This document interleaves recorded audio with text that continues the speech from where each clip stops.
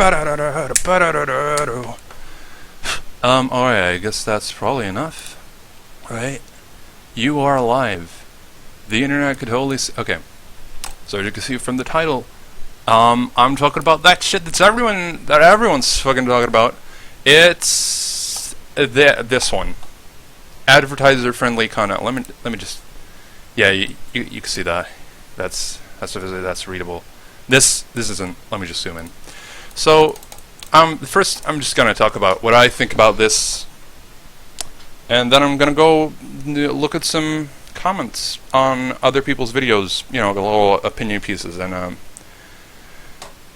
and just discuss, or not really discuss, but you know, talk about those, because I've been thinking about some things, and they seem like not the things that everyone else thinks about. Look at this.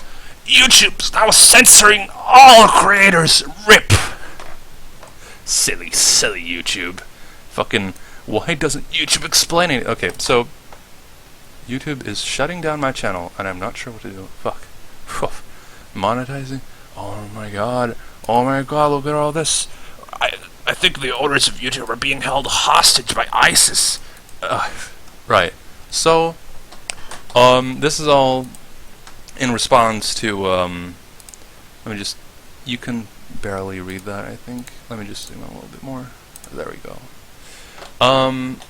This is all in response to their advertiser-friendly content guidelines, which apparently, according to this video by H3H Productions, I learned to say that real quick during my last video about H3H Productions. He talks about no money of our channel. No money. He talks about how this has kind of already been in effect for years. So it's not really something new, but now it's like, yeah, let's just, you know, tell our users about it. What do I think about this? Providing the option for advertisers to be like, I don't know if I want to advertise on videos about sexually suggestive content or violence or inappropriate language or promotion of drugs, controversial, you know. There are companies that just, you know, don't really like that. It's like, I don't really want my adverts to show up. Besides that, and also, you know, it might drive customers away if there's like a bad image. If we, you know, get customers that like those videos, that watch that type of video, they might just not want the type of customer that wants that watches these kinds of videos. In general, advertisers may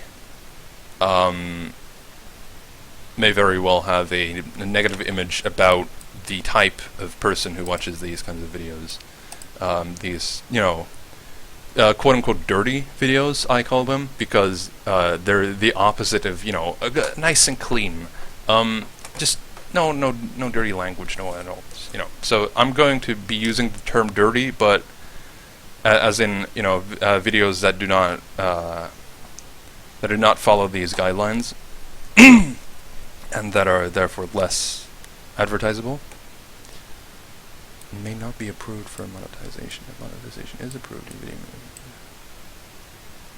so it's alright not to monetize it. Okay, so apparently it's a little different right now because, okay, first of all, I'm going to talk about why this maybe is a good thing and get my thoughts organized a little. So, the most basic form of my argument as to my current theory is that YouTube wouldn't be doing this if they didn't get money from it. Sort of, you know, that's like, they might do it, but let's just consider that the world is black and white for a moment. just pretend. YouTube wouldn't be doing this if they didn't get more ad revenue, and that means that since I'm pretty sure YouTube gets a percentage of the ad revenue that content creators earn, means that the average content creator earns more revenue, in theory. You know, not all adverts are on the videos of content creators, but on average, YouTube is earning more. YouTube is earning more than they would if they didn't have this. If they didn't have Google's program policies limiting what they advertise, where they put advertisements on.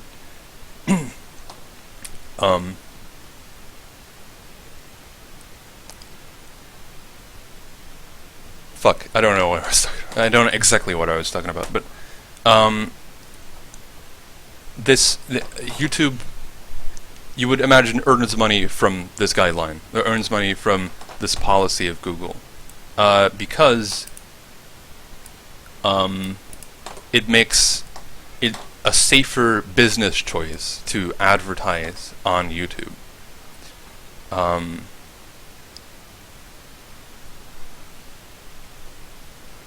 Essentially, that means. Okay, now that I've read this part below, it's my position is a little less defendable, but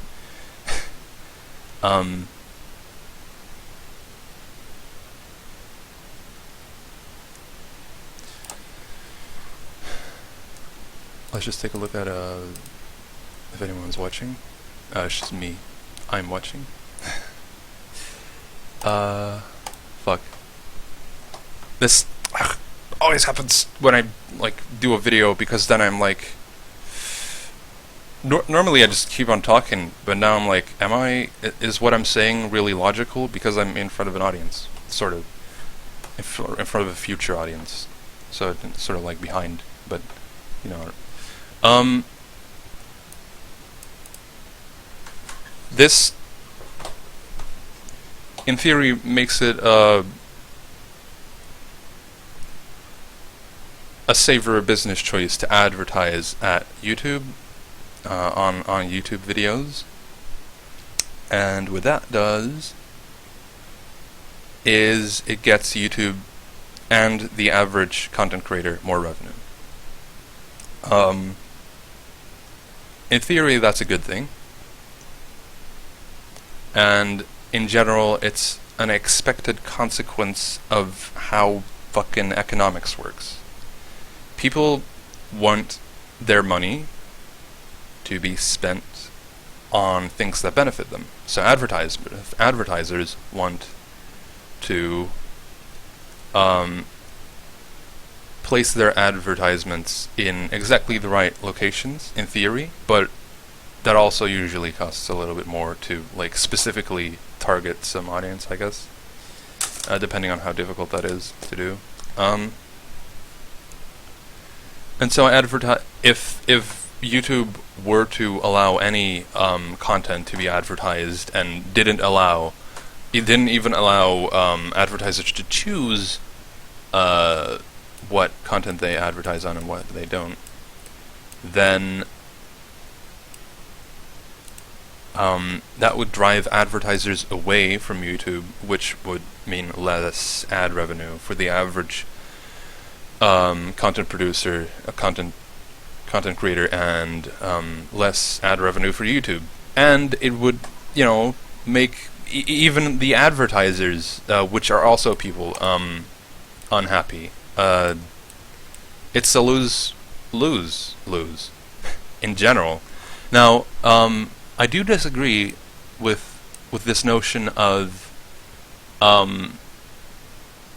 this binary notion of either you're able to get monetized or you can't.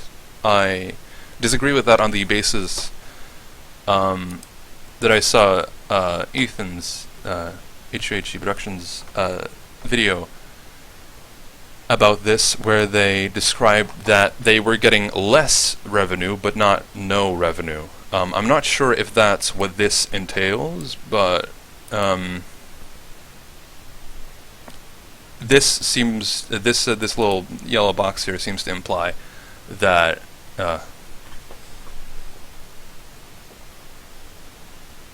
that it's either you get monetized or not, which is kind of could be considered worse, could be considered better, depending on, you know, if it increases like trust of advertisers in YouTube.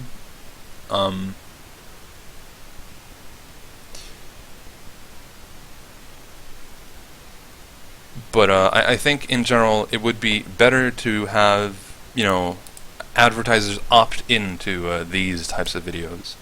But perhaps that happened so little that they decided to remove that. But that wouldn't really make sense, because if then they would still be losing ad revenue on those videos, even though it's less, even though it's like 10% according to well, 10% in one case at least, that's described in Ethan's video. Let me just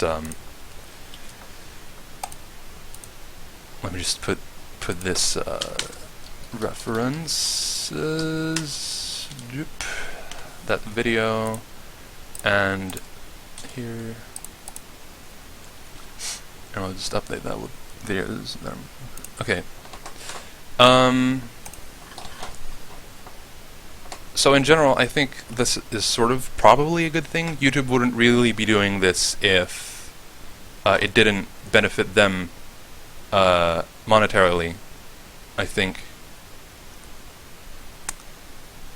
Now, of course, you know, businesses can make choices that actually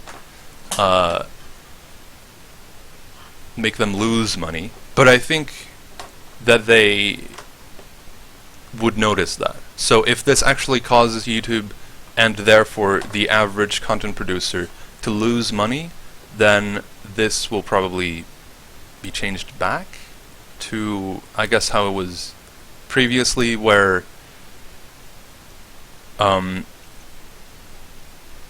advertisers can still opt in, but I'm not sure if that's exactly what this entails. So,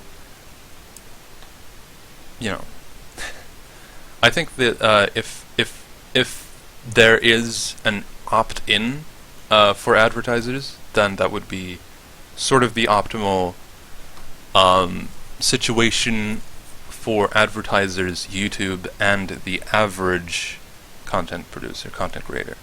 Now, I'm talking about the average because what this does do is create a disparity. People that create less clean, more, you know, dirtier content will receive less revenue, or no revenue at all, if that's every one of their videos under this system that appears to be in place. So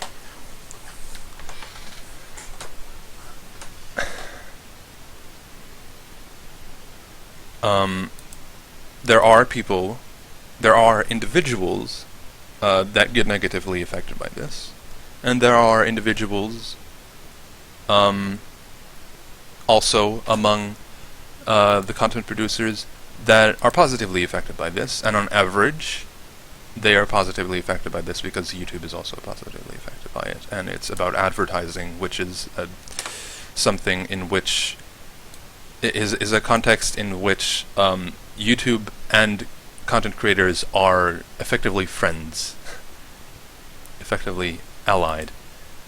Right, okay, so I've been talking for 14 minutes. I think I've made my opinion, my theory, my current theories on you know, if this is good or bad.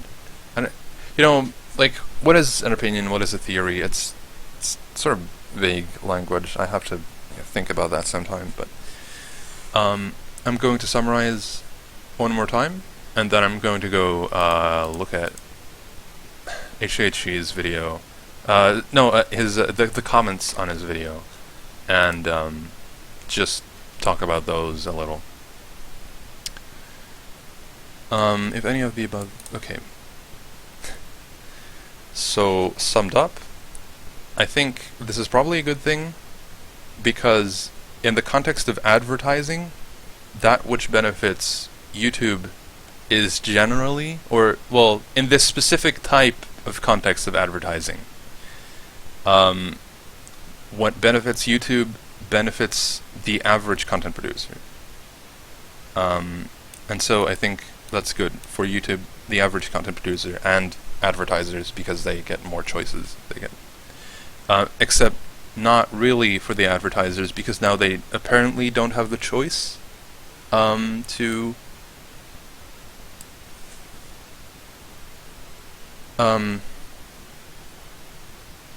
the choice of whether they're allowed the choice to opt in to these unfriendly or not advertiser friendly videos.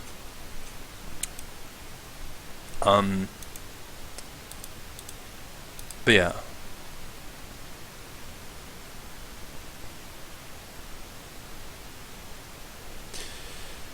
Alright, so that's my opinion. I just had a little moment of silence.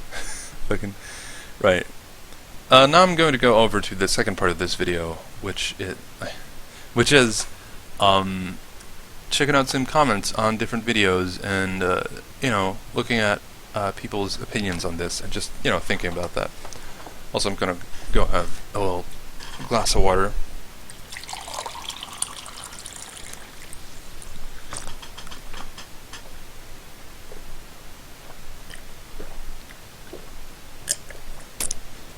This is a live stream, by the way, so it's all like sort of improvised. I thought about this a little before. I rehearsed some parts that didn't really help. But alright.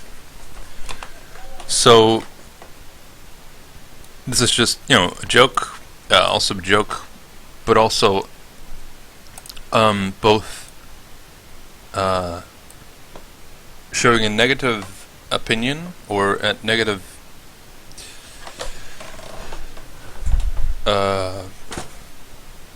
stance towards YouTube's actions without really giving much of a reason behind it.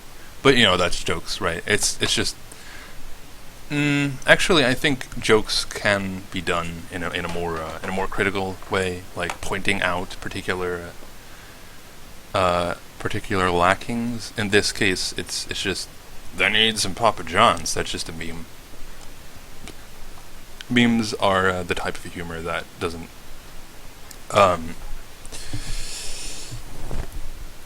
I don't know, I think all types of humor are kind of prone to just sort of be simple, but memes need less thought, I guess. Well, I don't know, that's all presumptuous, but here's one that's a little more worked out. So this person has some advice for YouTube.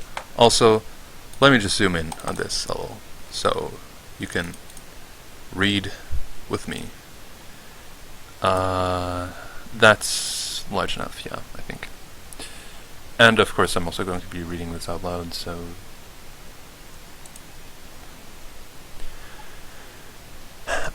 I'll just read the comment. It says, quote, "Advice for YouTube. 1. Try to have real people help creators instead of having them handled by bots and a tech support junkie somewhere that makes $3.70 an hour sexting his girlfriend." This is a comment on perhaps the poor user interaction or content creator interaction that YouTube does. User interaction is really like between a content creator and anyway, let's see, what is this person really trying to say? Try to have a real people help. Okay, so this is advice. It's which always advice always has its roots in certain assumptions and certain thoughts. but usually talking about like the core assumptions you're making is a little. It's kind of a lot of effort. It doesn't really. It's kind of boring. It doesn't really get you into the top comments. Best. So, in fact, if you fucking link sources, you know, if you're like, I'm gonna be like a real professional, but you get your spam, dude. You can't put a link if it's allowed technically, but I mean, it kind of looks like a bit of spam. So that's a long comment and it's got links in it. Ooh. That I've experienced that multiple times, and usually I have to like. Now I just fucking copy the comment, paste it back in, remove the links, and put a little preface above it, like, hey guys, I kind of fucking, I tried to give you a good comment, but YouTube wouldn't allow me, so it sounds a little vindictive of me, but, right. Try to have real people help creators instead of having them handled by bots and a tech support junkie somewhere that makes. So basically, low quality help, low quality support from YouTube. And he's saying try to do that. Try moving towards that. And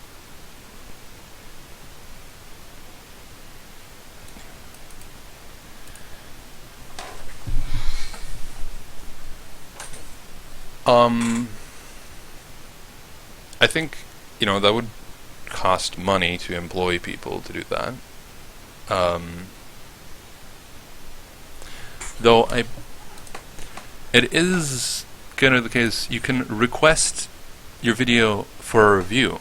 If the content of a video you uploaded has been flagged as inappropriate for advertising, not advertiser-friendly, and you believe that your video is eligible for monetization, you can request a manual review. Now, I'm not sure if that's, you know, going to go through every time, or if that's going to be very thorough or non-biased, balanced. Let's read through it a little. Manual review for videos marked not advertiser friendly. If the content of a video you uploaded, okay, you may be alerted you may be alerted in one of the following ways: video manager and email. Right. Advertiser friendly content is content that's appropriate for all audiences, which is a little odd now that I think about it.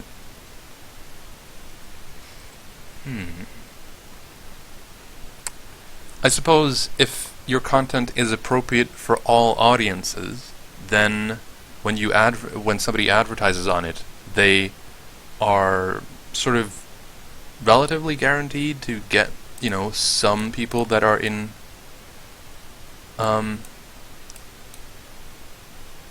at least they get more of a guarantee that that the people that they're advertising to are indeed, you know, like fucking children or some shit. Request manual review. If you believe that your video is eligible for monetization, you can request a manual review. Click on the yellow $sign and follow the on-screen instructions to submit it for review. The yellow $sign. Right. Review time depends on a variety of factors such as video and channel performance, the history of videos you've submitted for monetization, and the eligibility of your content. Keep in mind that we receive many requests to monetize videos every day and review these submissions as quickly as possible. We may not be able to process every submission. We continually monitor these factors and prioritize accordingly. So basically that's them saying, we're trying our best. You know, they're saying that. I don't know if that's true. But at least it's like they're saying they're trying. So now the point is, the question is, can we prove that that's not the case? And I don't know if that's the case. So this point is just uncertain in my book, and I'm not sure on what basis they are making this claim. And so I have no way of debating it necessarily. Even if I knew the basis on which they're making their claim, it might still be impossible or difficult for me to debate that claim. For example, if they heard it from some source that only they have access to, or that only a limited group of people have access to, then, I can't really do that. But he's not even giving me a source, giving anyone a source, giving the reader a source. So it's hard to debate on that, and I'd say I don't know. I don't know if the basis of their claim is true, and therefore their advice is also sort of dubious, and of dubious on dubious grounds, I guess. Second, your guidelines are too vague. They do more harm than good. That's the wrong then, but that's alright. Guidelines are too vague? What's this? Sexually suggestive content? Is that vague? I suppose it is fundamentally vague for cultural reasons, including partial nudity and sexual humor. So they're trying to be like, okay, partial nudity, sexual humor, that's basically, if it's like, if a mom would be like, I don't know, if I want my kids to see that's got boobies, that's got like partial boobies, they might. That's pretty clear. I think, like, saying the word fuck. That's like, that's also part of inappropriate language. Parts of some of these can go together, right? Violence, including display of serious injury and events related to violent extremism. So they're giving some examples, and that's kind of the best they can do. Well, it's just, this is sort of judged,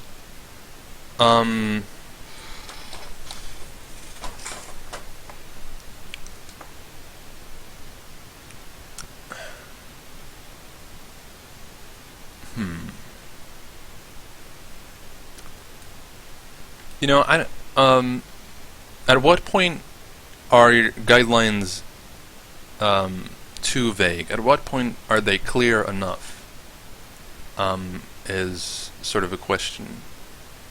And can they be too clear to the point that it's pages long and it's hard to even get through it? And but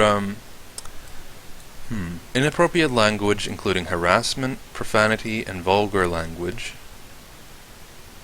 Promotion of drugs and related substances. Well, I think we have to deal with these kinds of rules all the time in our lives.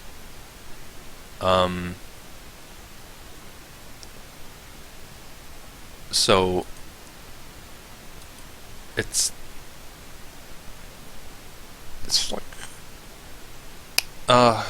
what's an example of that?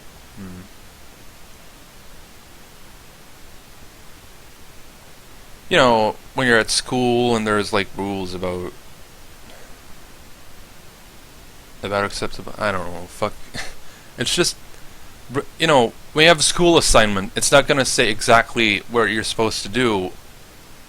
Oh fuck, I'm getting a phone call. Shit.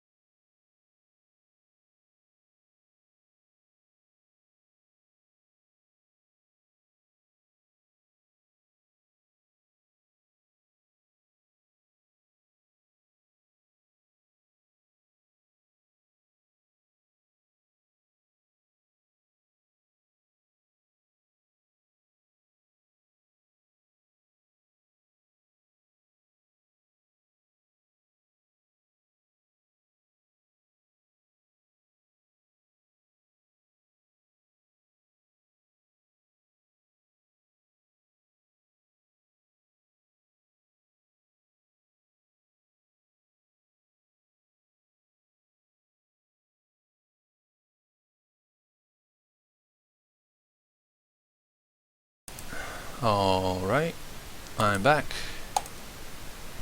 So, I just, my dad called. He was getting groceries. He'd be outside in 2 minutes. So then I, got the groceries out of the car. Then got inside, put it in the fridge. Then we had a little, talked a little about stuff, school system. Well, calm discussion. But now I'm back, and Theodore Butters was talking about guidelines being vague, and I don't know, man. This is a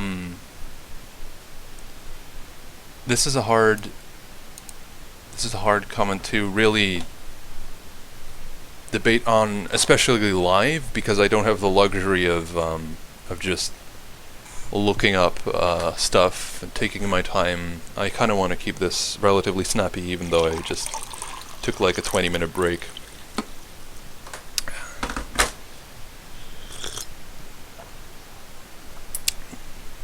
So I feel like I'm just going to go through this comment a little quick to see if there's anything particular that I can comment on, that maybe actually have something interesting to say about, instead of at the end I kind of don't know. I mean, fundamentally that's still something interesting to say. Like, where are you getting these facts from? Are you really saying this out of like a real conclusion? Because I fucking despise the school system, but slowly that's turned from just having a bad experience to actually having arguments as to, what we could do to improve the school system. And so if you're just feeling like generally bad, and there's just people that say bad things, and you're just sort of like repeating that,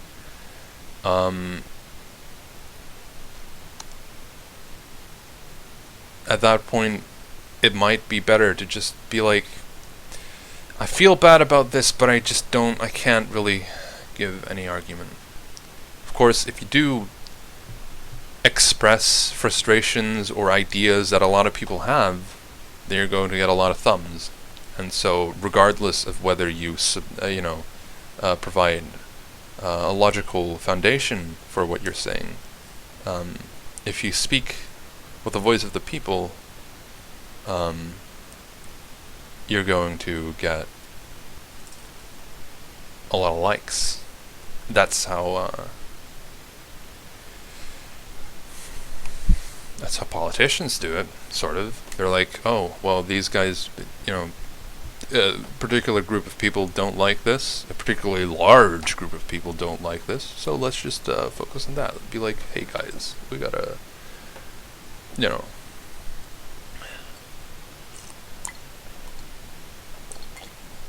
particularly populists, that's like specifically, we're doing what the people want, which is kind of weird in a sense. If you have a populist party, that's maybe a sign that, like, what? Because this political, especially if you're a democracy, you're already doing what the people want.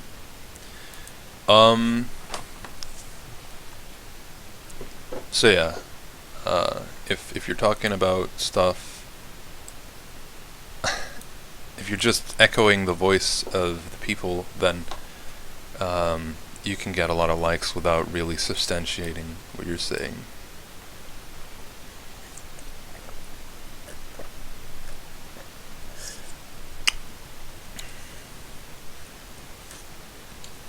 Of course, controversy is going to get you attention, so, it's a little bit of both.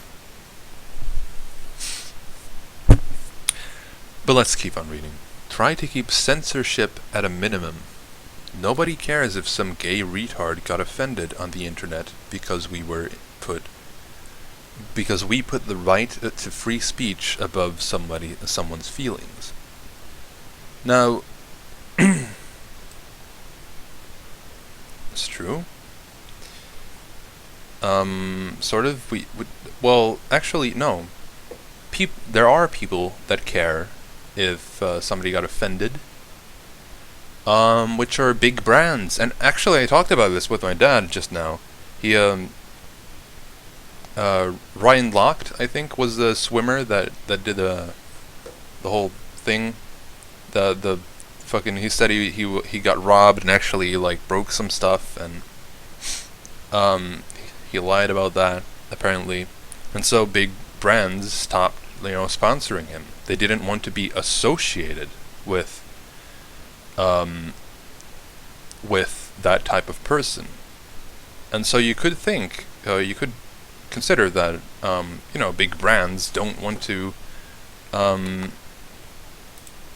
have their advertisements next to the wrong type of video, that next to videos that people might get offended over, or just videos that are less tasteful, less clean, etc. That still, in my opinion, doesn't validate removing or you're removing monetization from any video that at all violates these guidelines. I still think it's better to give advertisers the option to opt out or opt in to these blacklisted tags and videos, not advertiser-friendly content.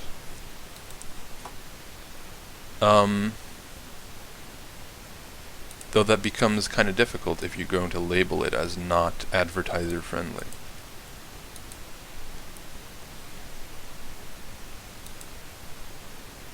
I'd more or less label it as unclean content, maybe. It still has a negative tinge to it, but it technically is less appealing to advertisers, because in essence a lot of advertisers don't want to be associated with this kind of stuff. They don't want to be seen next to it. It's the same thing with sponsoring. Advertising on somebody's videos is, in a sense, sponsoring them. They show you in exchange for money. Sort of, I don't know if that's exactly sponsoring, but it comes fairly close to it. So yeah, despite the fact that I don't agree with this part, that I don't agree with this binarity, I still think that in general it's a good thing for advertisers to have that choice, because it benefits the average person, and it benefits the average content creator, rather, which is pretty much a direct consequence of a free, transparent market.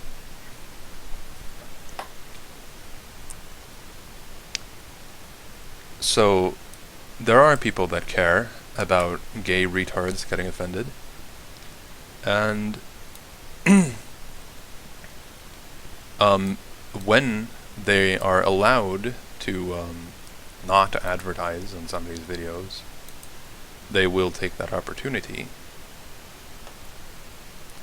and this increases their likelihood of even advertising on YouTube, which benefits content creators on YouTube.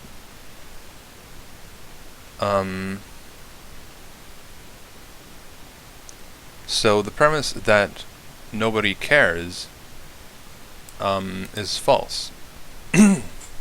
Advertisers care, and therefore YouTube cares, because it pulls in advertisers to do this kind of thing. and therefore content creators care if this is actually put into motion, which it has been for, which, you know, something similar has already been the case for several years, apparently, according to H3H's video.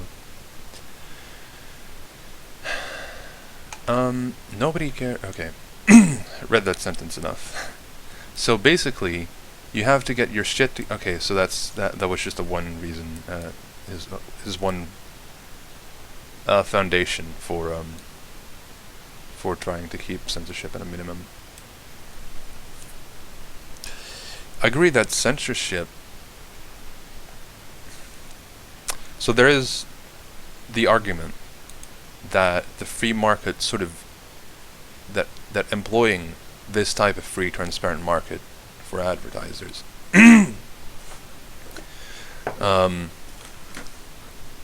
that employing this kind of policy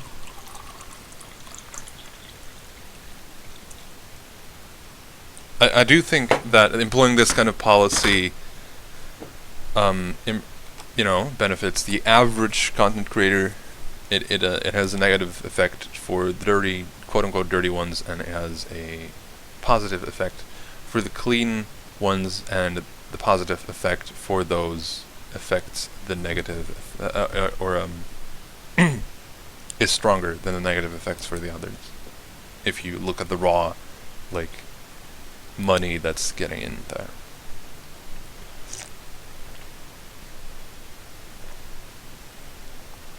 I think the fact that, or the apparent fact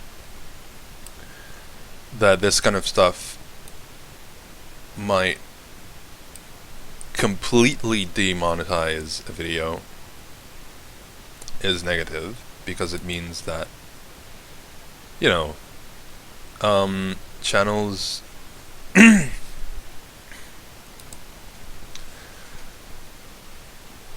it means that channels that sort of, you know, thrive on that kind of content get no monetization whatsoever, in theory, and that's a negative thing. They might get some monetization on some less unclean videos, but well, they might still get monetization on some videos, but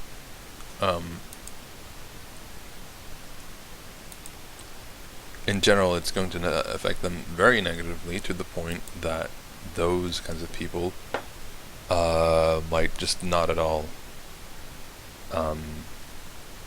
have the option to make their living through YouTube anymore.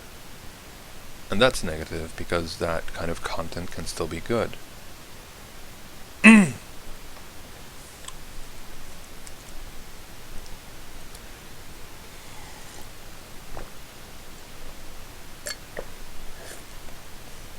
So in that sense, I still think that they should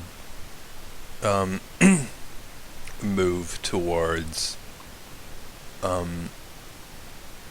just allowing advertisers to opt in to advertising besides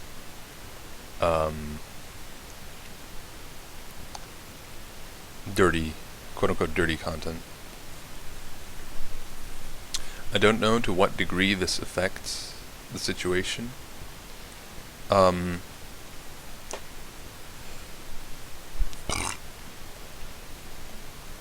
Because there is this note here: if the video does contain inappropriate content, the context is usually newsworthy or comedic, and the creator's intent is to inform or entertain. And that's part of it. So this you could give as an argument to when you're requesting a manual review. I don't know if you can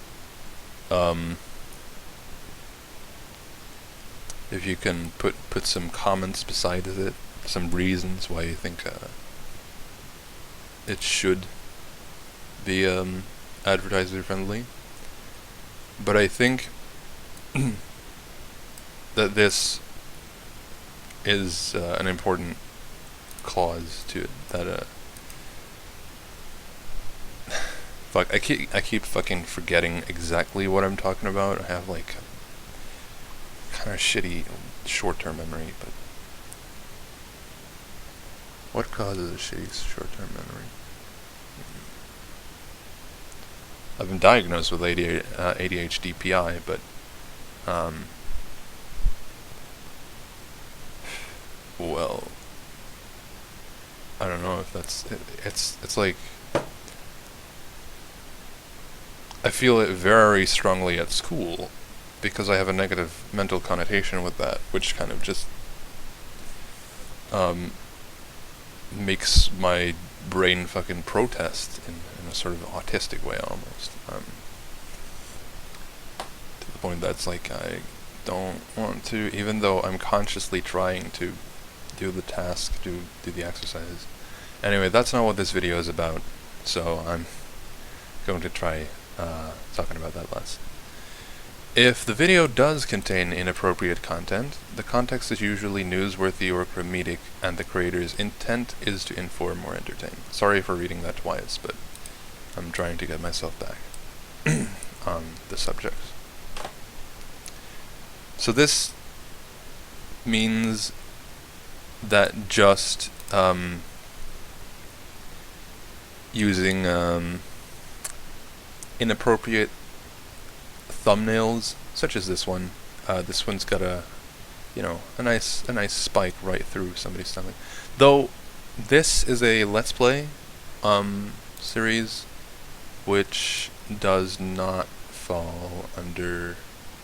Oh, it's comedic, so. And the creator's intent is to inform or entertain, not offend or shock. Okay. So, the creator's intent is positive. Positive. Though, offend or shock is, sort of a part of humor, sometimes. And so there are edged cases in which this would fold out negatively. This doesn't make it perfect. But we do live in a reality, and it's hard to kind of figure out what the best solution is, let's continue reading these comments. So, quote, so basically you have to get your shit together, have real tech support, and let the audience determine if a video is worth their attention.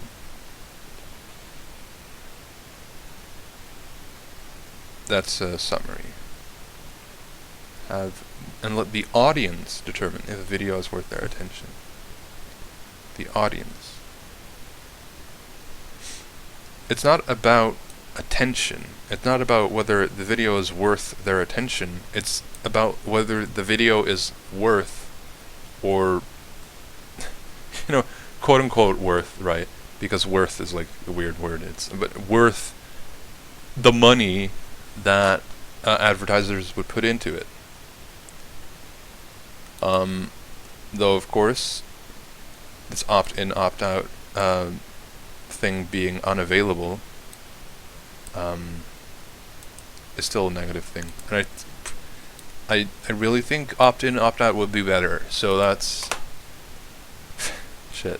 But YouTube is, quote, YouTube is too big to be managed by some team of left-wing hipsters in California. Let the community decide, for fuck's sake. Unquote. Or close quote? Is that unquote? Quote unquote, yeah.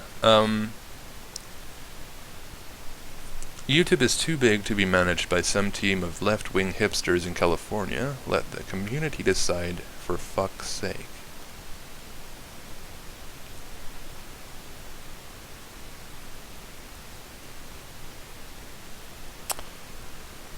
In the end, YouTube is still a company.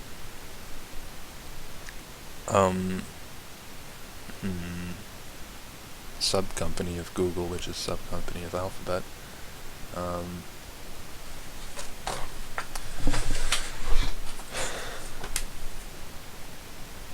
Does that matter? What would letting the community decide something, improve. It would make the content that is actually produced more more aligned with the community's desires, and so you would effectively get a sort of automatic system from Google's perspective or YouTube's perspective, where the content is adapted to the community's desires. However, I mean, one thing is that letting the community decide can sometimes cause a majority to single out, in theory, right? Okay, if you imagine that, then a majority could single out a particular type of content, and then a majority of that majority could single out a particular type of content until it just whittles down. That would be negative.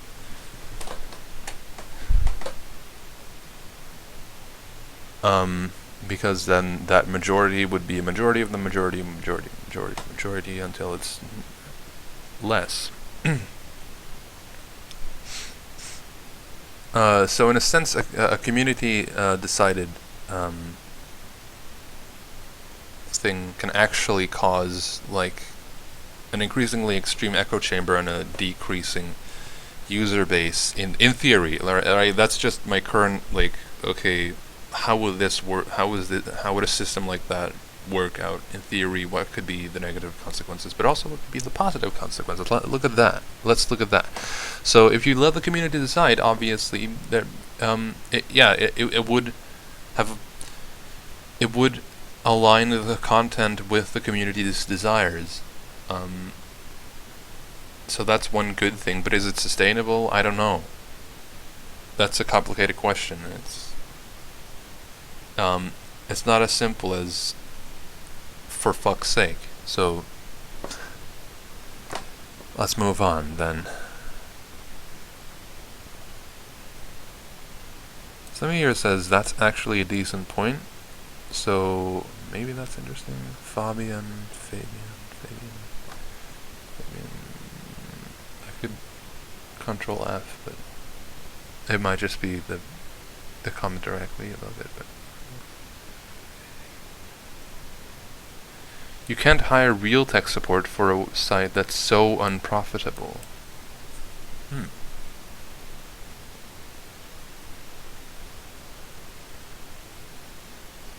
That's actually a decent point. I see.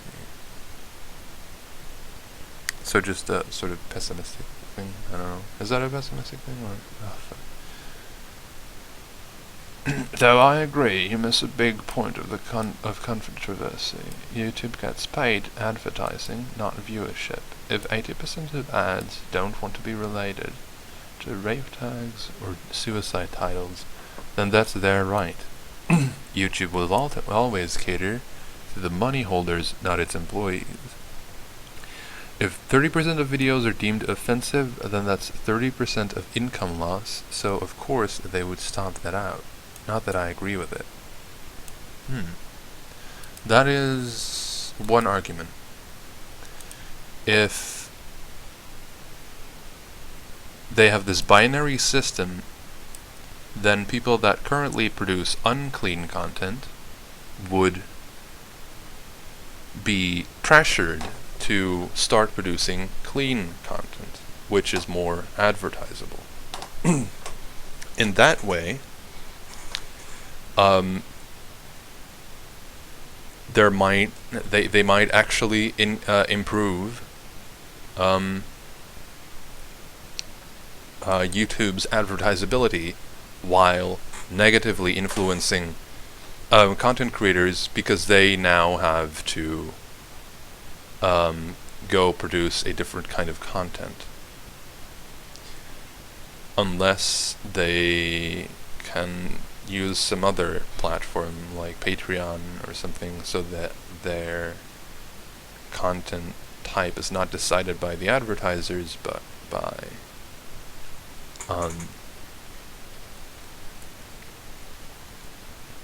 the people that watch you. So that's a complicated thing, but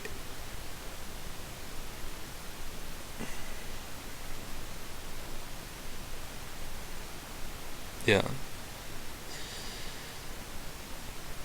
YouTube is a company, or a sub-company, or something of that sense.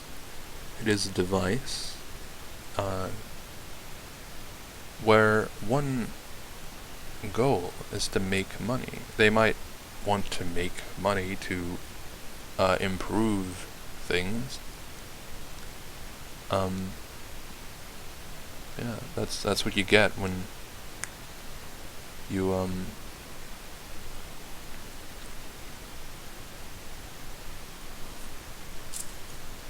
you put your videos up on a website owned by a company that has to earn money,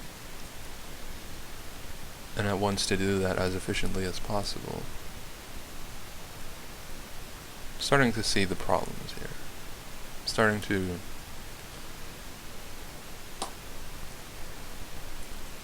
I'm starting to get a bit more nuanced about what I think about this.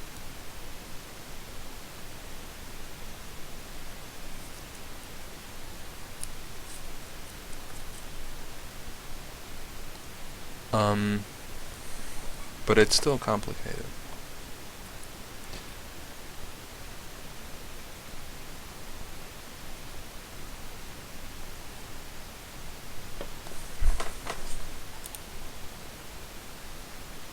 What was it? I see. An explanation for why YouTube might be doing this on a basis of moving towards being able to monetize better, being able to advertise better, would be that they want to push creators to create more advertisable content.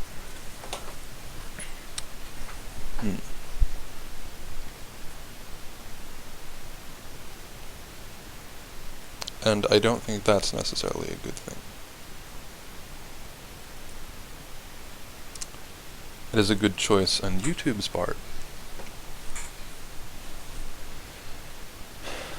But I think it negatively affects a fairly large group of people, and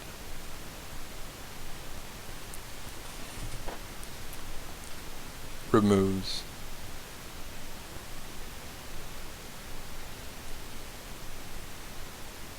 certain content that people still like. So then I'd say it's logical to make a fuss out of this. Yeah.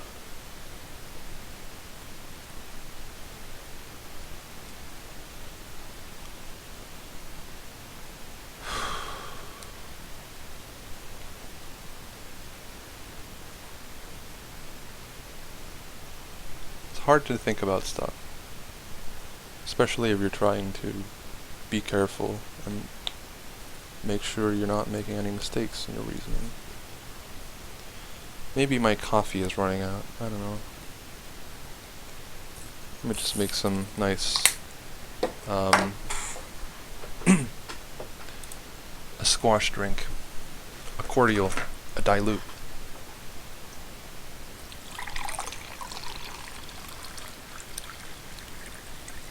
It's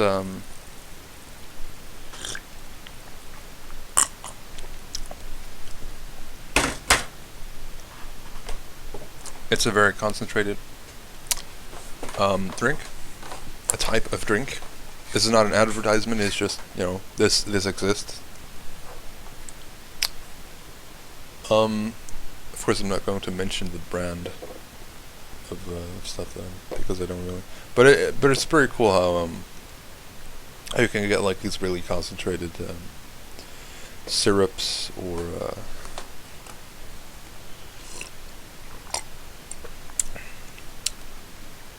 syrups. It's also you can get low sugar or even no sugar, which is pretty nice.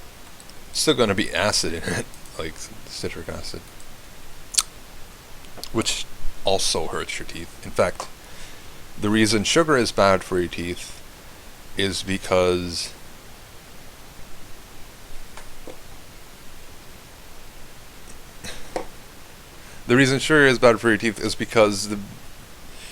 the bacteria in your mouth that eat it produce substances that hurt your teeth.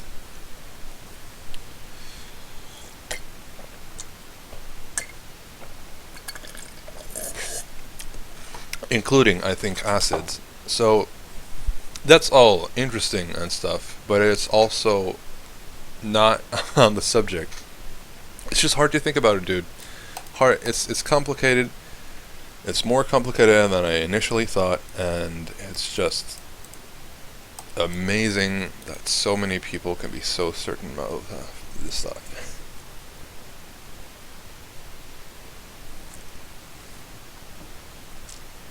Let's just look through some more comments and just start reflecting. I'm sick of YouTube. You pour days into making a video and the site basically combats you and makes sure you don't reach out to people. It's ridiculous. We need an alternative. Someone needs to copy YouTube's layout but actually give a shit about freedom of expression. Right. I feel like that would be a good thing. I wonder if it's because a website like that would still need to be supported in some way. It would cost money to host videos. Videos are very high in data. Like,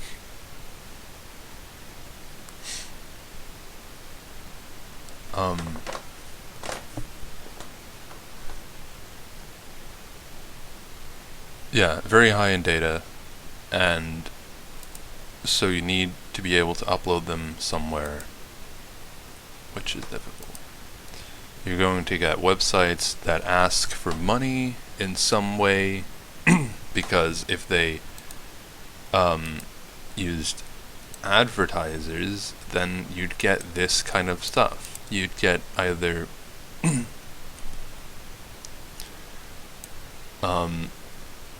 people that make unclean content getting less or no monetization, or the website would in general just get less monetization because they don't give advertisers the option to even choose.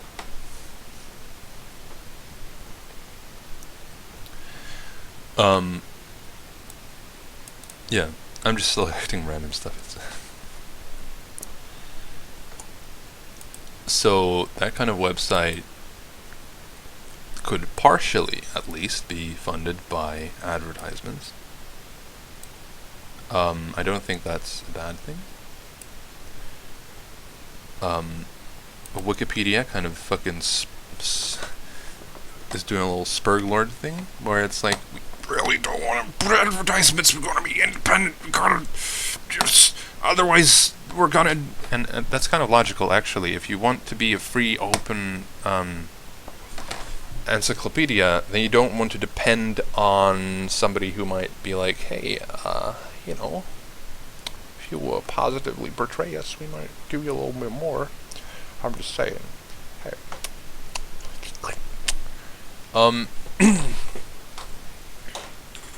So, you know,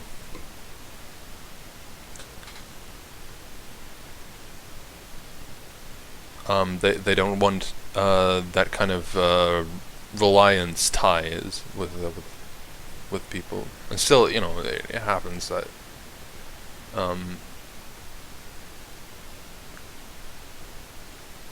like I think it's, I vaguely remember Wikipedia system being abused by people with money, but I'm not entirely sure.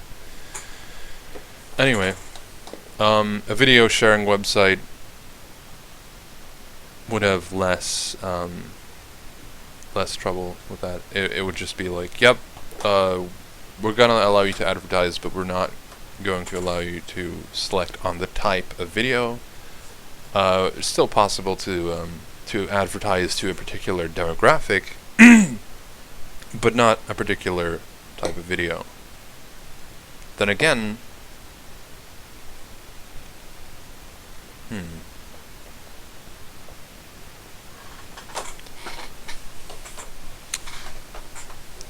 you might want to design the advertising system in such a way that people do in fact get a monetization on the basis of how many views they get, how long they're watched. Well, that's a point of contention, but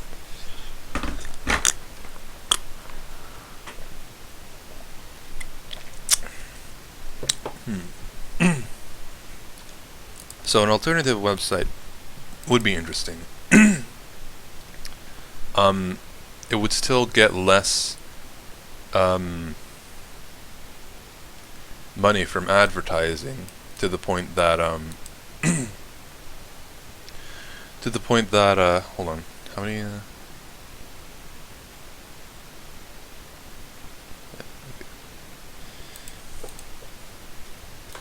to the point that they might take all the advertising money and it wouldn't be profitable to upload videos there. And that would be a problem because people on YouTube rely on it for their income, sort of. Quite a few of them do.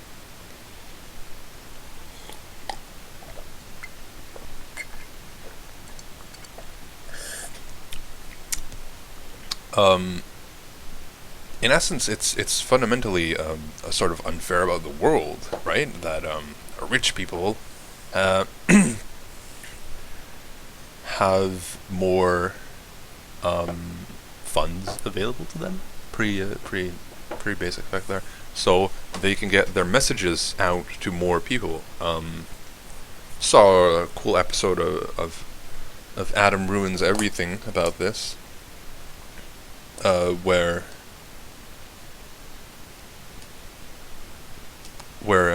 about a similar concept, where he's like, yeah, the Oscars are based around money talks, you know. It's when you do an Oscar, it's there's a lot of money that goes into winning an Oscar. Not on the movie part, but on convincing the voters to you know, kind of like, for you to consider. Yeah. So what the fuck was I talking about? Ah, yes, a hypothetical website, right, where you can post whatever the fuck video you want, and it's gonna get ad revenue somehow, like communistically shared. But communistically shared, but based on how many views you get, sort of. So you could even still sort of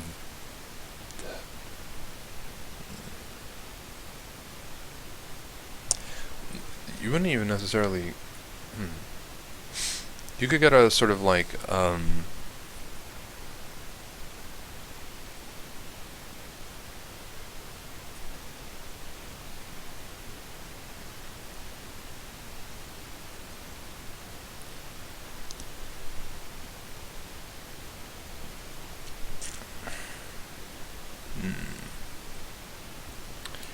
I'm thinking about you know, in a country,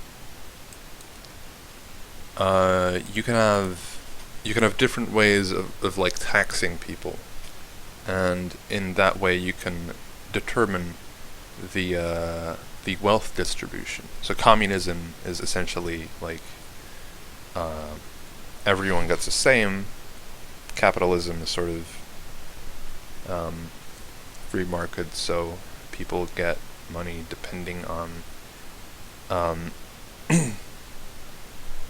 depending on their own merit, sort of. Also, the opportunities they get, but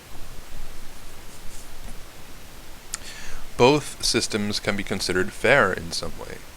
It could be considered fair that, hey, we're all just people, we're all supposed to get the same. Well, yeah, the idea of fairness is really just we're all supposed to get the same.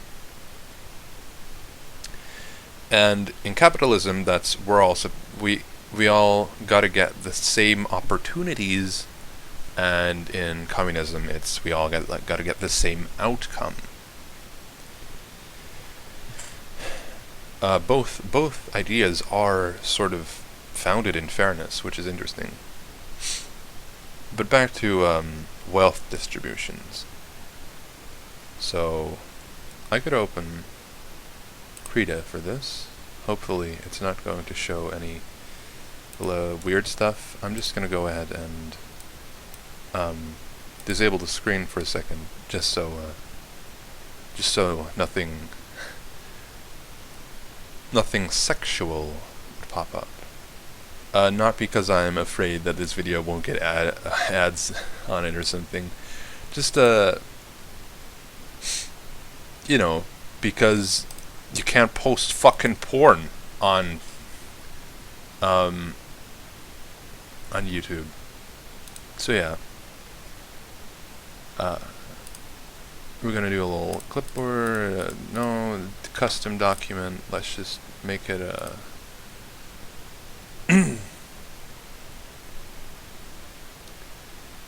let's just make it 1080 by 920, create, and immediately save, because I don't want to.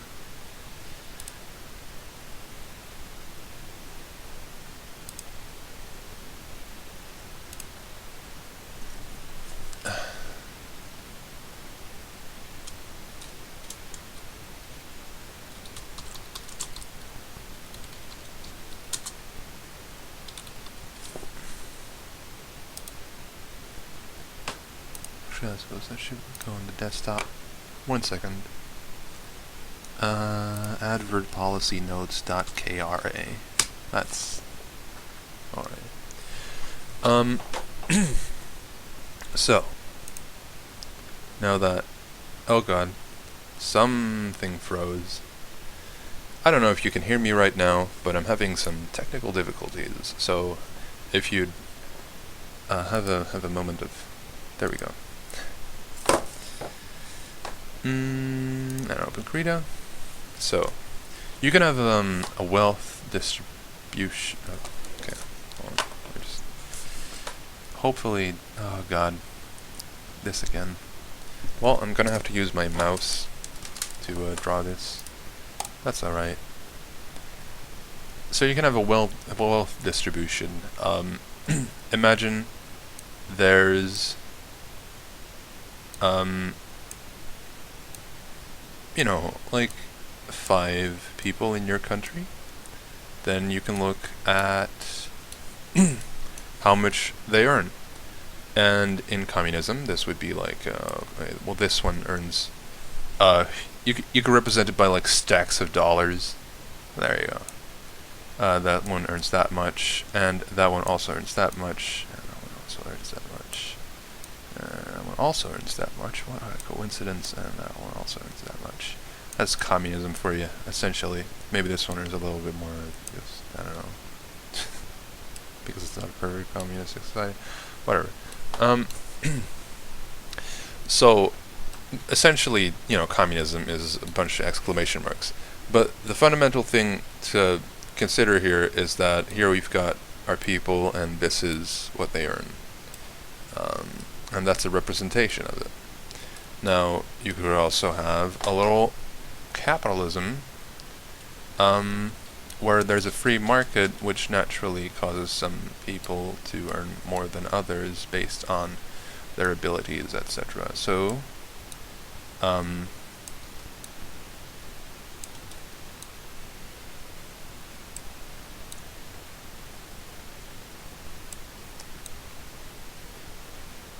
This could be like, yeah, there you go.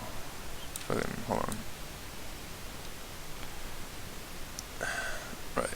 So, you know, something like that, and then the wealth distribution looks a little like this. Like there's a middle thing. Let's just go on something. Anyway,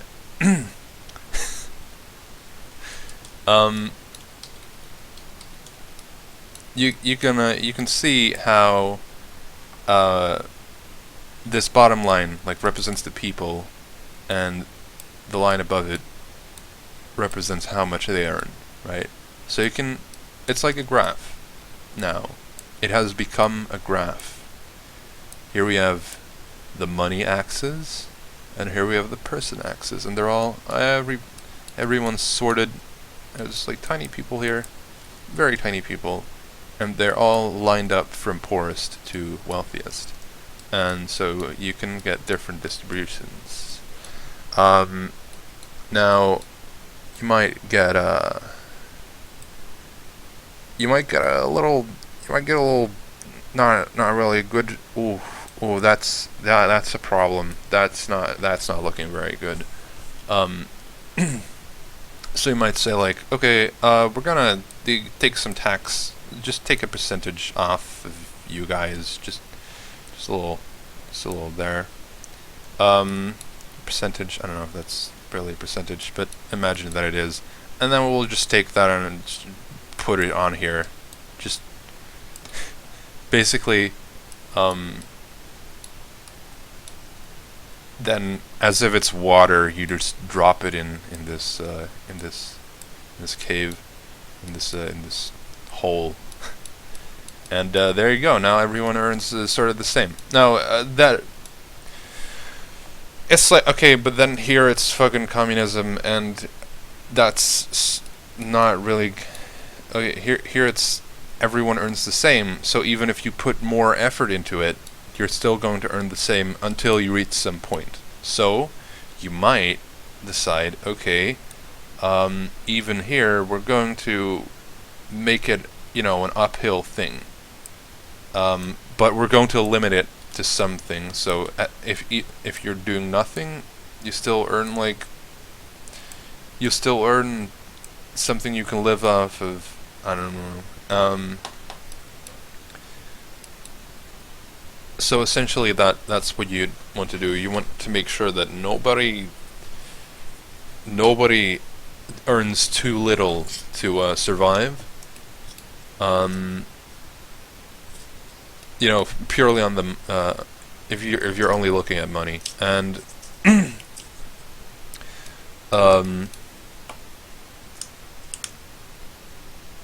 but people still, if they put in more effort, it's not necessarily the case that the further along the line you are, the more effort you're putting in, but it's like an approximate thing.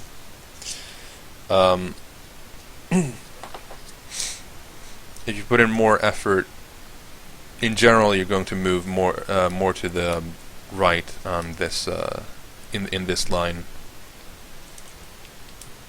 and so nobody fucking dies because of poor,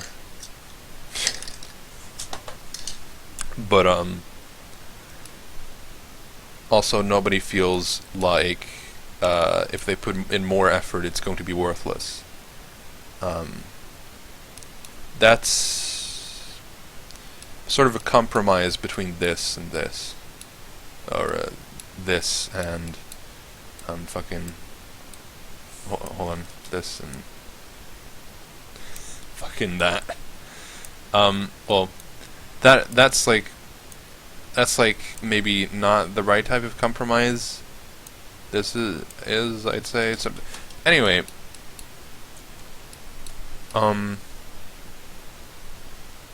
I hope even the less mathematical minded of you are still following along. Also, if you're listening to this like a podcast, you might want to go back a little and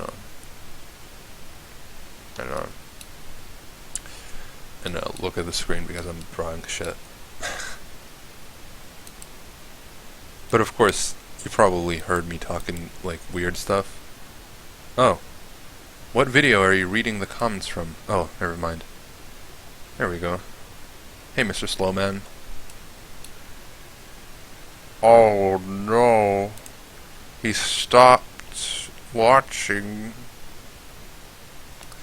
Well, he stopped watching a little while ago because I was talking about fucking economics. Shit. So what I'm trying to say with this is that it might be interesting for a hypothetical,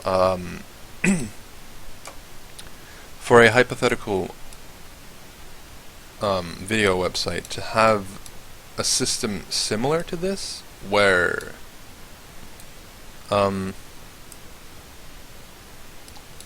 you know, this is the people sorted on how much revenue they would normally get from advertisers, and so it's like that.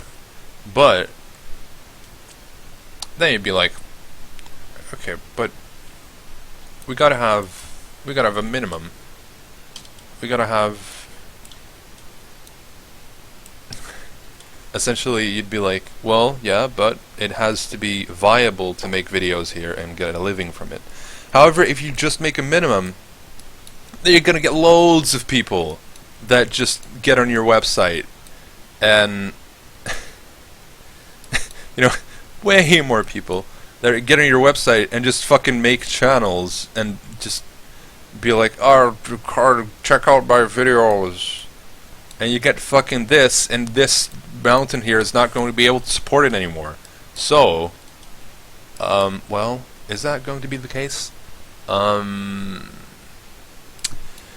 could still base it on how many views they're getting. So, you could be like, okay, this is, the guys, this is how many views they're getting. That's just, you know, a couple of bumps because data is never regular. Well, almost never. It's fucking life. Life is strange. Ha. I mean, a little game joke. You look at this. Just take a look. That's how many views they're getting. The red line is like it represents how much blood is shed for. Okay, the red line is all the videos. Just imagine like a stack of red slices that represent how many videos they get. This is how many views they get. There's like people here, and they stand there and they hold up a stack of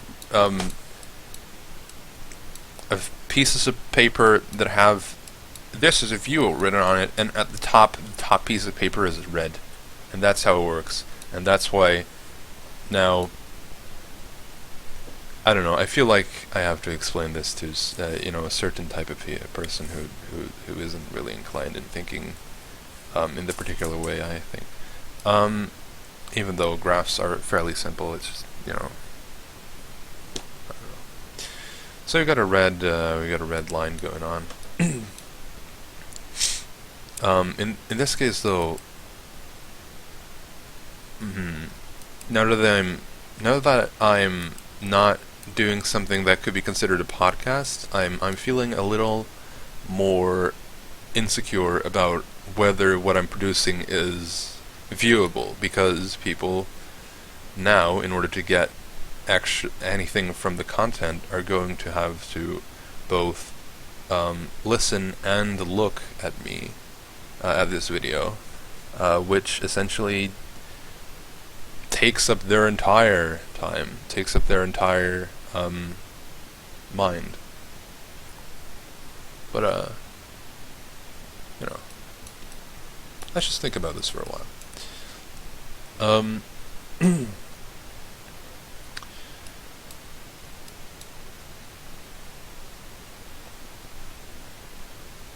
That's a rectangle. As I let's just save this file for a moment. So we got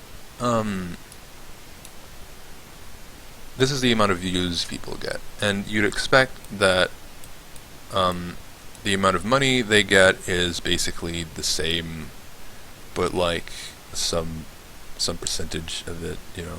That's not exactly a percent, whatever.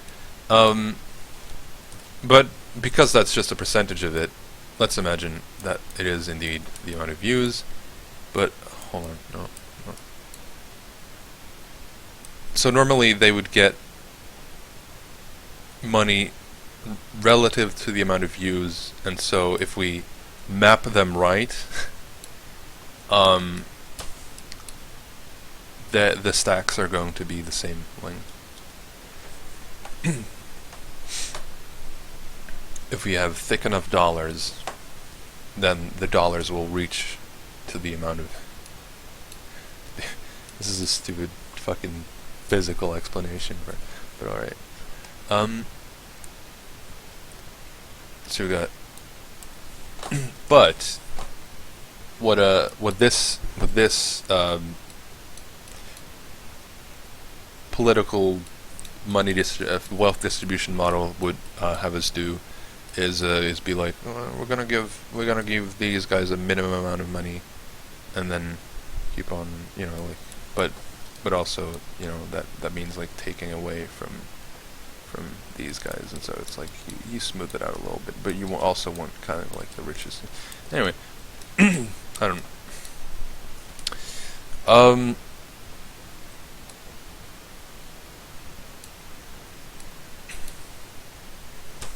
And you want this to be sort of like an incline, so it's like sort of slight, but also that requires a fairly large chunk of this. But then this section is going to get way larger, and in the end, this is not going to be able to support itself anymore. So then we gotta think, okay, you gotta get a minimum amount of views to start monetizing your shit. And it's gotta be legit views, maybe like, you know, we gotta check you out, see if you actually produce content that that you're not using robots or anything.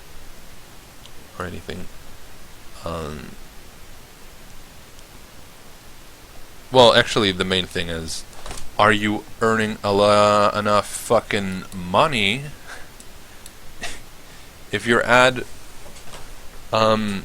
theoretical ad revenue is large enough that it's like, okay, you're actually producing something interesting. You're not just making a spam account or something and throwing bots at it, or you know, you have to kind of prove yourself then. But at this point, we start saying, okay, we don't want the money. We don't want anyone who actually produces legitimate content to earn less than that. So we're going to start here. We want a slight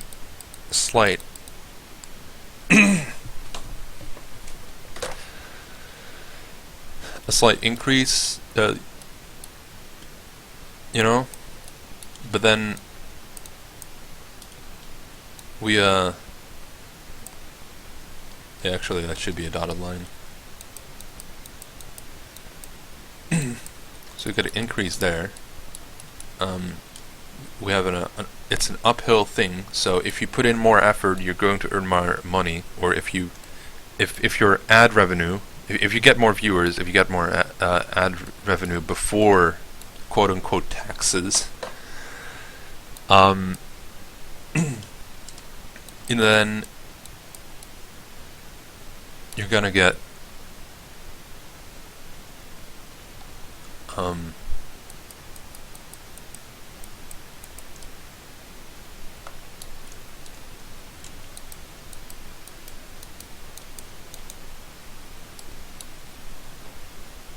Fuck. Okay, if you put in enough effort...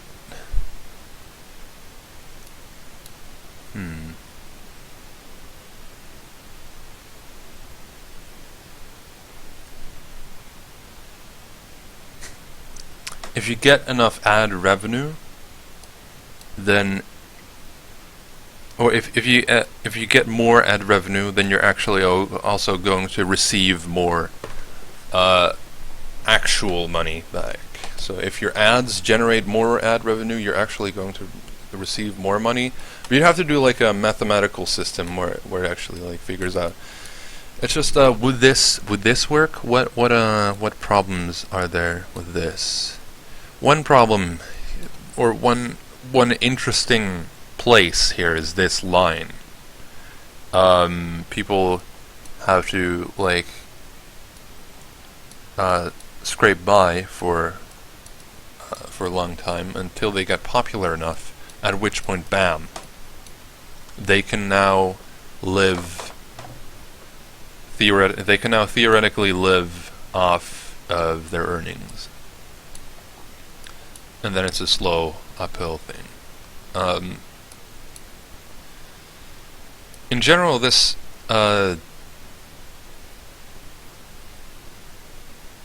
this system, technically this system does encourage people to go produce, to go get more ad revenue.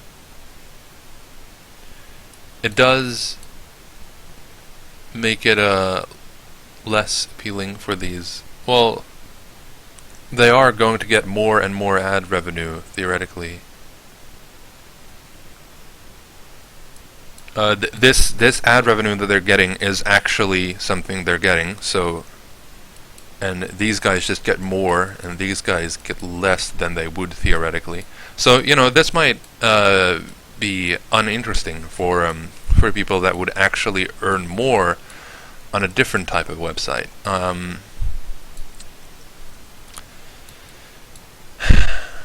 For people that would actually earn more on a different type of website. However, that's a little complicated there. There would have to be a reason for these people to be like, yeah, I could get more money on a different website, but I want to stay on this website. Otherwise, what would happen is those people would disappear that are getting less than they would normally through monetization. So you'd get this. At this point, we have to change this blue line, because this is not supportable anymore. So since this needs to go here, we now need to fucking see, okay, what's the area under here, and then put the line here. The new situation, you see what's going on, because then these guys are going to drop off, and eventually there's going to be nothing left. No, what that's going to mean is these people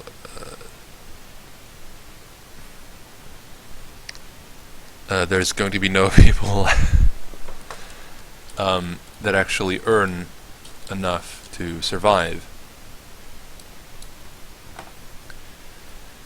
But also, fuck. Okay, that's, you know, like, relatively simple things to think about. But let's think about it more complicated. Fuck. Maybe if I drink something. Maybe if I make some coffee. I'm gonna drink something first. My lips are kind of dry, even though I've drank like quite a few, quite a bunch, quite a wow.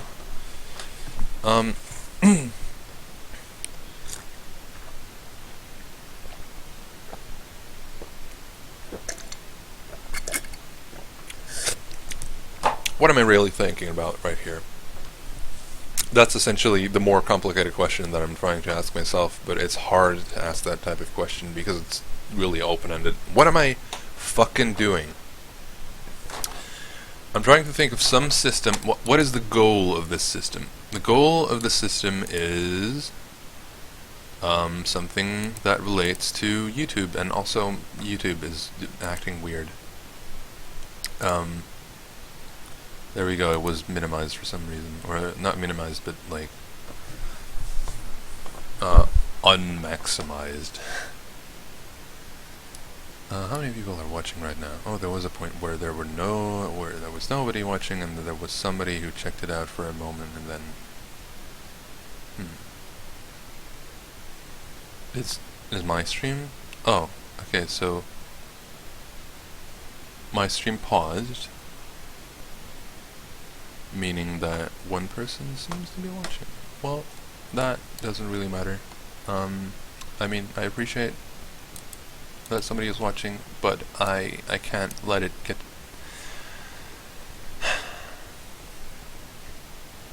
It's just something that shouldn't be my focus right now.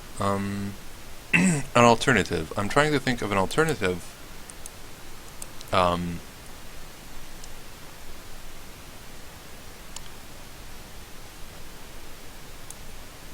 Freedom of expression. That seems like a good thing. Fuck. Was that it? Was that why I accidentally made it small? And then I just clicked on. So in order to be free to express anything you want, you gotta get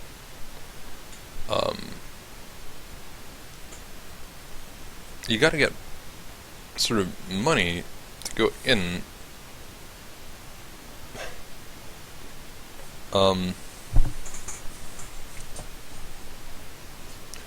You gotta get money.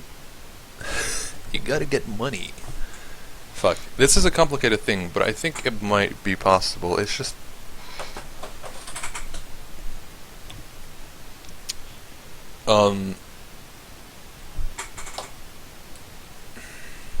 It's just I have to think about this for a while, and I'm kind of... I'm kind of burnt out at the moment. But, do I have any place where I can write down goals? Is that a thing I do? Is achieving goals something I do? I wanna see if I can create a like theoretical system for a website where you actually have to make a website for school, so that might be interesting. Then again, it's still gotta pay for hosting, so there's a limit to how much I can put on there, but that might be interesting.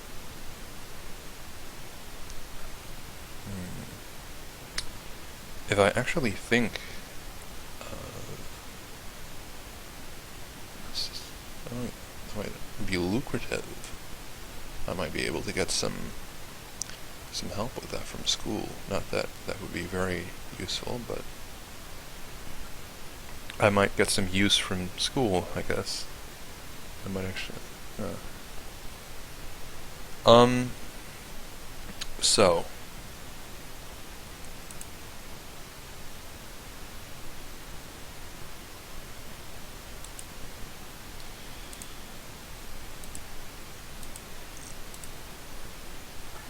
But, yeah, creating a website, or creating at least a theoretical framework or system for that a website could follow, in order to allow as many of its users as possible to make whatever fucking video they want, but still, or talk, at least talk about whatever they want. And as long as they're still getting views, they can get revenue. Enough to live, enough to thrive.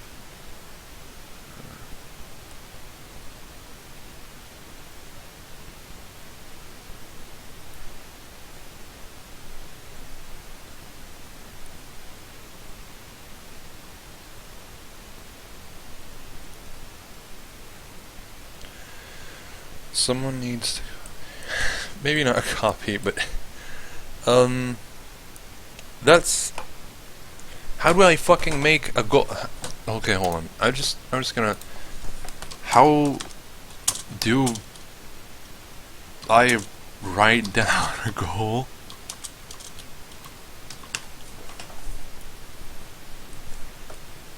How do I set a goal? How to get how to set smart goal? This has gone way off the rails, but that's I think maybe I shouldn't try to conform to other people's types of videos and just be like, yeah, whatever. I'm just gonna do whatever. Yeah. Okay. That seems kind of interesting, kind of fun. How to set a goal? First, consider what you want. Yeah. First, consider what you want to achieve, then commit to it. Nice. Set SMART. Specific, measurable, attainable. Yeah, but how do I fucking write them down? I gotta maybe not rely on other people to tell me what to do. Fuck, I have no place to just, I have no ritual in place. I need to actually make a new habit, a new thing for myself to do. Hope. Is anyone watching me fucking become insane about, like, nope? I guess not. Oh yeah, definitely. No one's watching. Okay, good. I mean, people are going to be watching in the future because I'm actually going to publish this. Well, I mean, that depends on whether they actually end up watching the whole thing. Anyway, this is the point where the video goes kind of weird. You gotta do a video, gotta find something to... I actually haven't eaten anything today yet, I think. I'm on an intermittent fasting diet, meaning I just don't eat 16 hours of the day, and by day I mean Nycthemeron, which is a fancy name for a 24-hour period. So basically, I don't eat when I sleep. That's pretty easy. And I also just, only eat 8 hours a day. That's,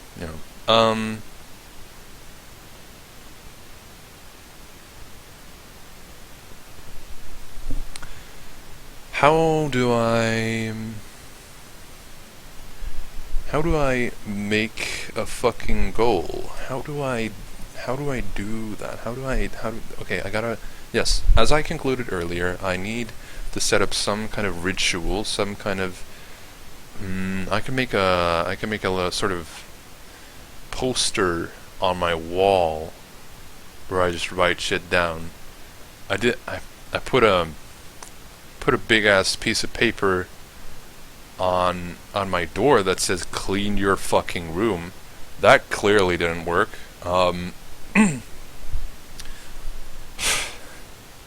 So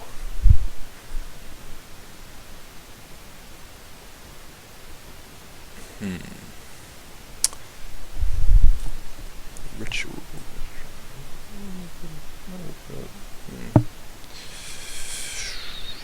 I can't put it on my desktop because that's fucking just filled to the point that I don't even show it anymore. It's just like, yeah, don't show the items on my desktop. It's just going to lag my computer.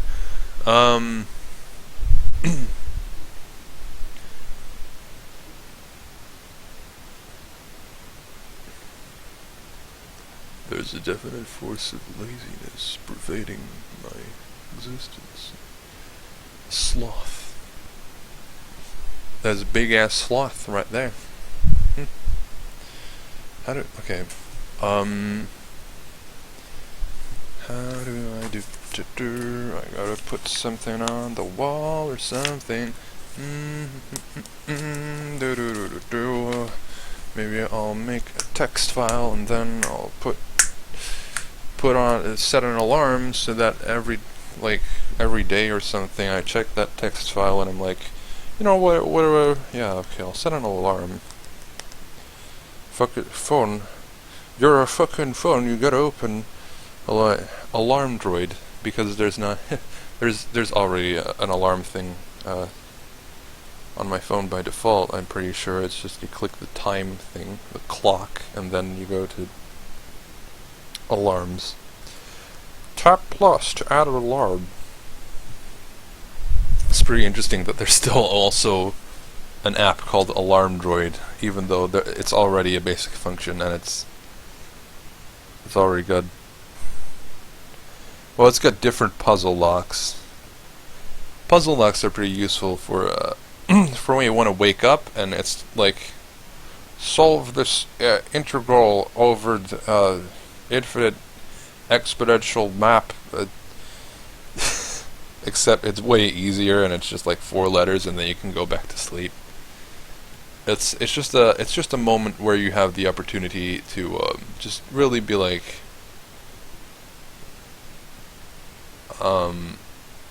conscious.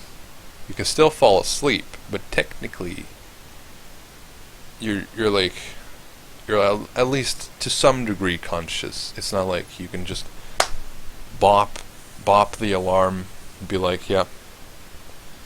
You gotta do some thinking, but still it's like not too much thinking and you're still lying in bed usually. And anyway, I'm gonna set an alarm for when's a good time. It's gotta be a time where I'm usually awake.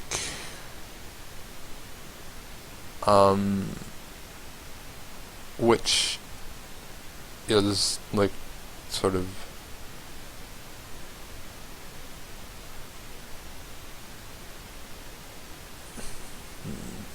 what's the best day-night schedule for me? Because usually I do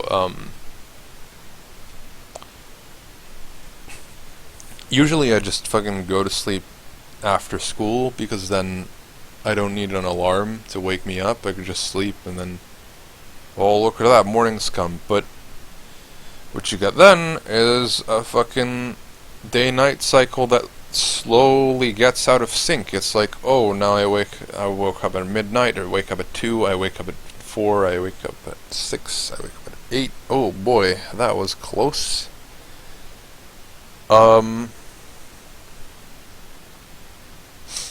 Yeah. So I can't really be certain that I'll be awake.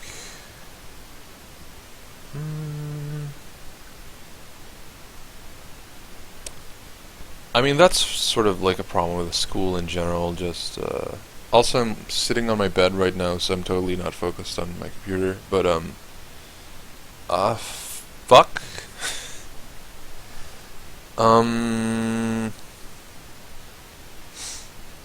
So I'd have to put on an alarm, but then I also need to like go to sleep at a particular moment to make sure that I actually get 8 hours of sleep per day. But I gotta use ASMR to get sleepy. That's the solution. So I'll set an alarm at fucking. Yes, it's got to be like close to the morning, so I can because I as I mentioned earlier, I'm on an intermittent fasting diet, which means this is all still technically relevant to the video. By the way, I'm trying to figure out how to set the goal of thinking of a system that would be better than you, or at least be like YouTube, but make sure that as many people as possible can say whatever they want, as long as, you know, they still keep an audience. And that's still like a suboptimal thing, but life itself is fucking suboptimal. So but yeah, so first of all, gotta set some. So I'm gonna say like 2 a.m. Yeah, and then that gives me some time to fall asleep after school. And but that does mean that Maybe if I switch to fucking only eating 1 hour a day, then I'll only be like very sleepy there. And then I'd also be able to get to sleep faster, so... And then combined with some nice ASMR, I could get a thing going on.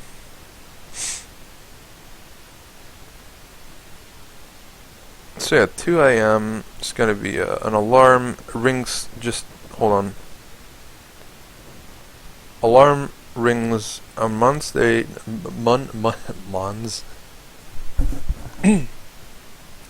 Monday, Tuesday, Wednesday, Thursday, Friday, Saturday, and Sunday. That's all the months in the week.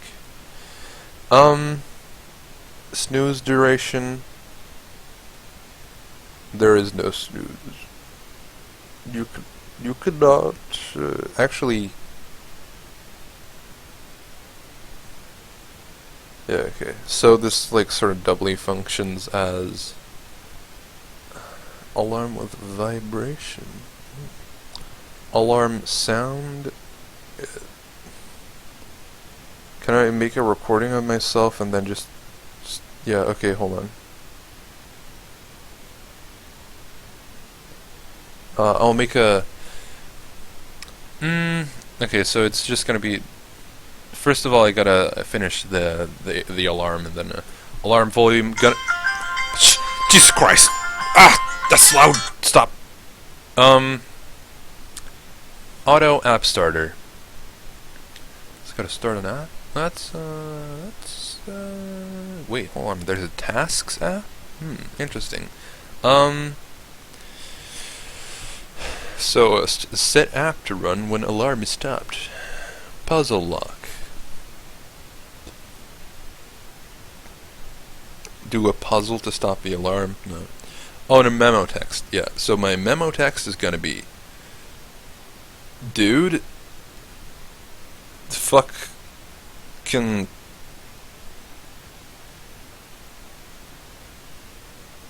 Think... about... goals... What is the...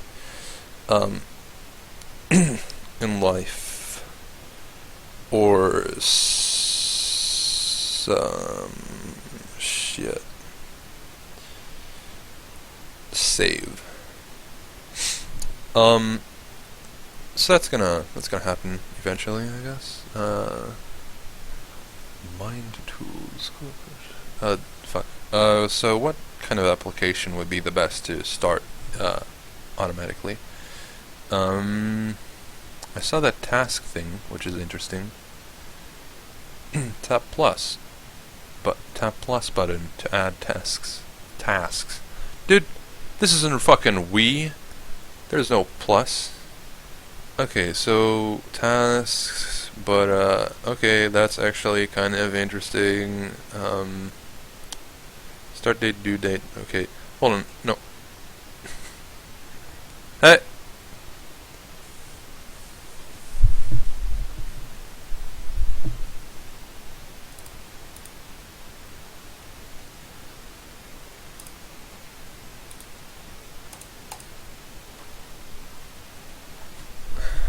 So, that was my dad. Don't worry about it. So,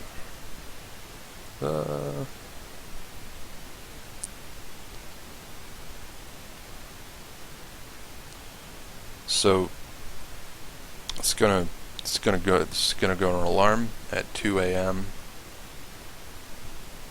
and it's gonna be like, hey, my dude, go do some shit. And that way,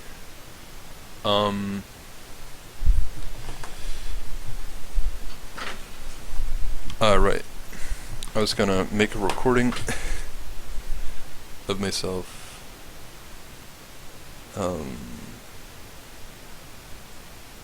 Don't have audio recorder. Alright, I'm gonna do a little recording. Hey, dude. I don't know if you know, but you gotta check that good old text file that they made, and think about how like maybe check that out and do some stuff with that, like goals and shit. All right, that's a good recording. Let's listen back to it. I should my phone's muted. You gotta check that good old text file that they made, and think about how. Okay, so that's now we're gonna go ahead and go to the alarm thing, and change the alarm sound to a particular music file. I'm gonna go to audio and get that sweet voice recording. I gotta click OK.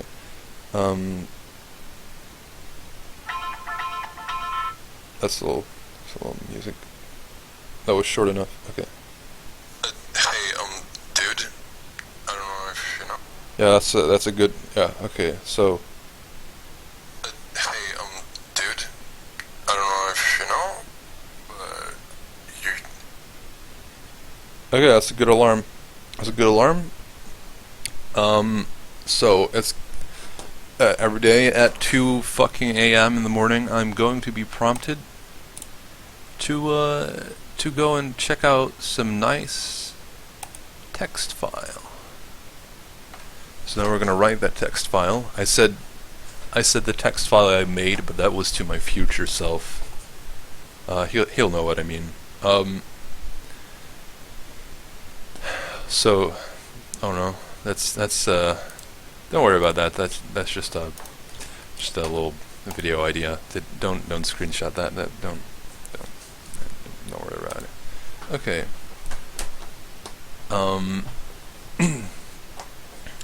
Where do I save this shit? So fuck. I'm gonna go ahead and just turn off my screen for a bit. Don't worry about it. Just gotta make sure that I don't show anything weird. For example, in the folder weird shit. Oh man, that's some weird shit. Not even the weirdest shit that's on here, but like a picture of Blossom in from the Powerpuff Girls, but her eyes are like entirely red, and her name is Blazem instead of Blossom. I made that once when I was talking to a young person, and I thought that they were actually an adult, and I will not have the law. Don't worry, I'm not a fucking pedophile. That's what all pedophiles say, though. Oh no.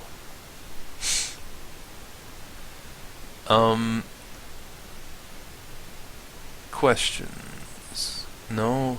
Okay, I'm looking through my folders. Okay,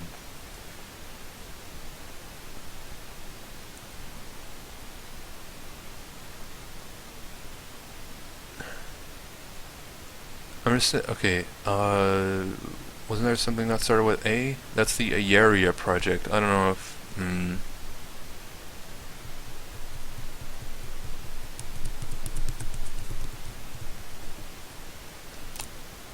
I don't know, that's weird enough to, that I might be like, yeah,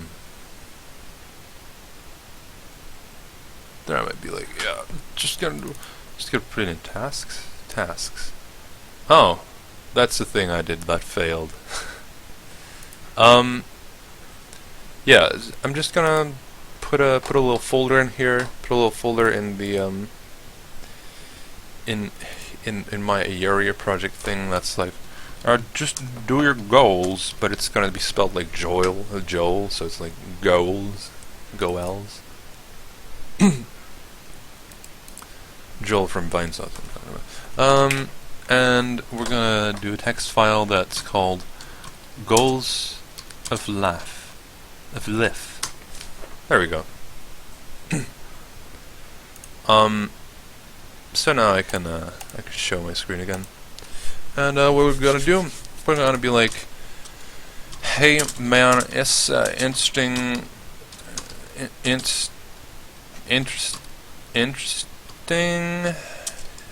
to be like, hey, a website where YouTube, but cool, like free speech and shit. There we go.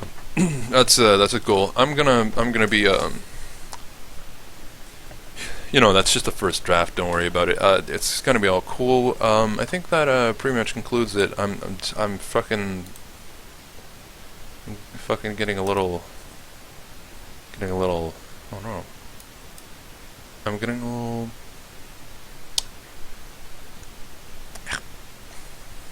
I'm just gonna upload this and fucking. I'm talking. Well, not talking for 2 hours and 44 minutes. Probably 2 hours and 44 minutes of BRB. And that's pretty much it. I'm just gonna go ahead and quit streaming. Thank you for watching, no one. See you next episode. And then I don't end the video, and it's just like, I'm just gonna sit here for a while. Wow. No one's watching, not even me.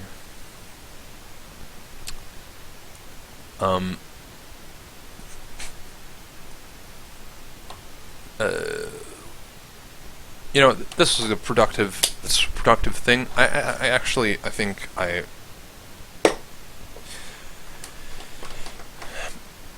kind of need to piss. It's, whatever. Later.